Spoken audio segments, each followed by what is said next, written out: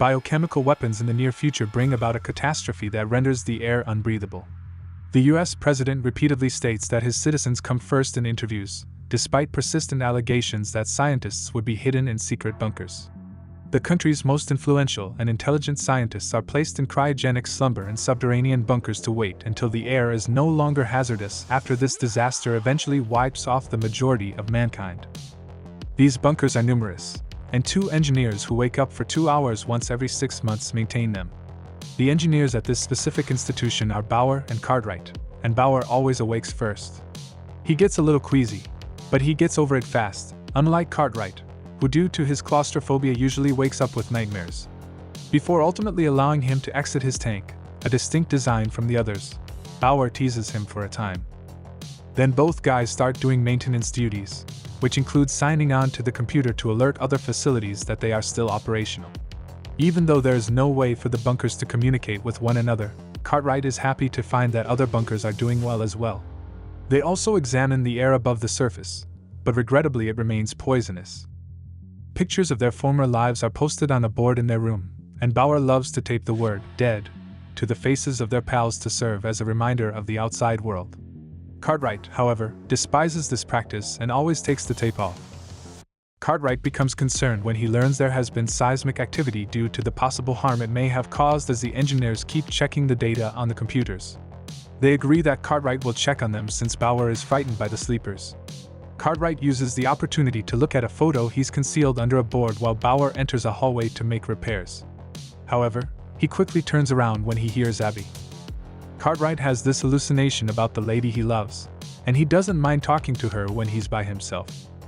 Cartwright checks on the sleepers after stowing the photo in his pocket and discovers Abby is one of the scientists there. While Cartwright performs the diagnostic, her hallucination appears next to her tank.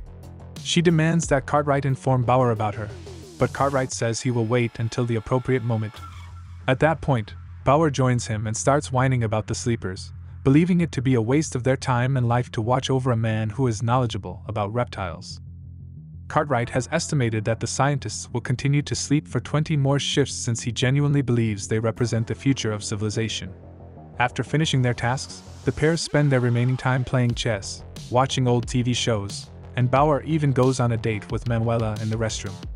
Until Abby sees Cartwright once again, she expresses her excitement to see him until he falls asleep.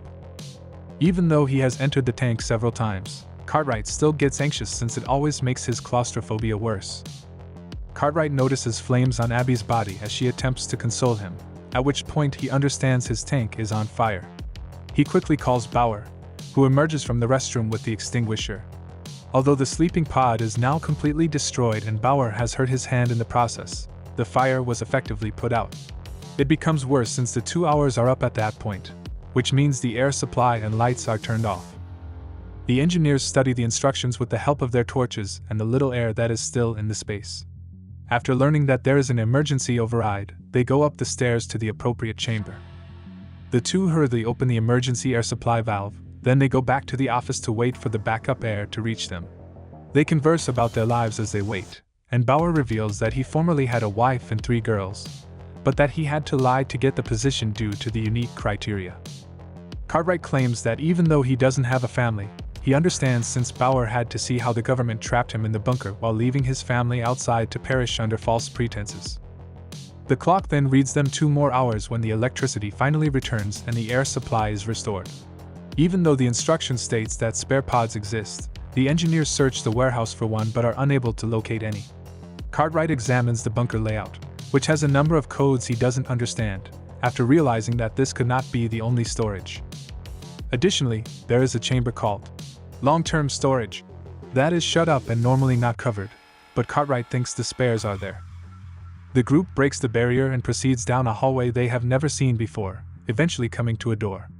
Cartwright discovers a malfunctioning security camera in a locker room behind it, which is strange given that their system isn't connected to this space.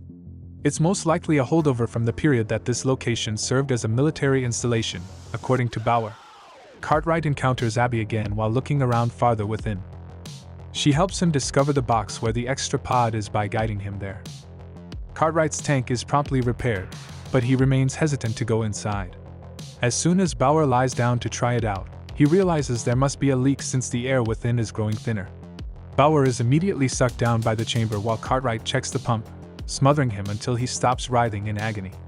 Finally arriving, Cartwright cuts the pod to release Bauer just as he is about to expire. Bauer violently shoves Cartwright away, believing that he is trying to kill him, but Cartwright explains that he was held up because he couldn't locate a knife to open the pod. Additionally, Cartwright points out that it ought to have been him, which persuades Bauer that it was an accident. Bauer determines they must murder one of the sleepers in order to utilize their tank in its place because Cartwright's pod has already been destroyed. When Cartwright tells him that it is their responsibility to care for the sleepers, Bauer reconsiders, pointing out that if they are dead, no one can provide such care.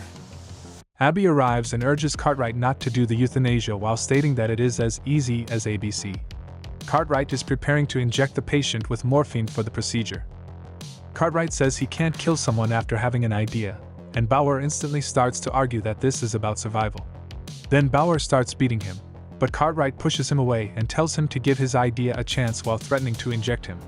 Bauer accepts with a discouraged attitude. After the pair gets back to the office, Cartwright notices that the strange codes on the blueprint match those on the computer, indicating that each code corresponds to a different underground facility that could contain more spare components. Cartwright is ready to take the chance, but Bauer feels it's too risky because they can't tell whether there are air leaks between the facilities. Then Cartwright dons a hazmat suit to ensure clean air and a radio to stay in touch with Bauer, who will direct him by tracking him on the surveillance cameras. Bauer will give guidance. He is surprised to see a skeleton on the ground in the first corridor, whose uniform and weapon indicated it was formerly a soldier. With barely 30 minutes remaining, Bauer starts repairing some outdated monitors in the office while Cartwright continues exploring the dim tunnels. There, he discovers a lot of blue dust floating around from the airborne pollutant. Cartwright eventually emerges on the outdated security cameras after some time of strolling, and Bauer starts properly identifying the fixed monitors. Cartwright eventually comes upon a door with a sign identifying this as the ABC facility. Cartwright enters after fumbling with the stuck latch and is astonished to find that nothing is functional. Cartwright starts to lose hope when he can't unlock the next door, and Abby seems to be pleading with him to keep trying. Bauer then thinks of a solution. Cartwright can climb into the ABC building through the air duct.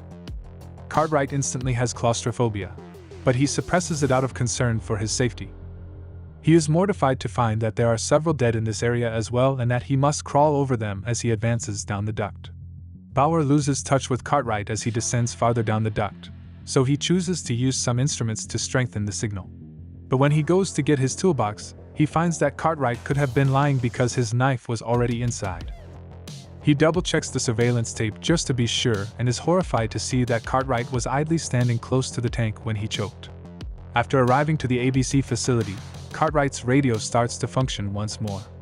He looks around and sees that the institution is in utter disrepair and that there are no survivors. Additionally, there is a hole in the ceiling that Cartwright uses to peek outside, where he finds that the Earth has long since been destroyed by nuclear bombs. The rooms of the sleeper are the next thing he examines, but they have also been demolished. When Cartwright eventually understands that the computer's display of everything as functioning normally was a fiction intended to maintain the engineer's sanity and give them hope that they aren't alone, he becomes upset.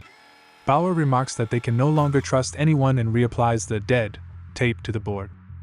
Cartwright keeps looking, and eventually realizes that his facility is the only one operating, which means they are by themselves. Cartwright notices he's running short on air and starts sprinting back to his own facility, as Abby arrives to let him know he isn't alone. As soon as Cartwright enters the last corridor, Bauer appears on the opposite side of the door holding out his knife and pointing out his friend's fabrication, while Cartwright undergoes the decontamination procedure.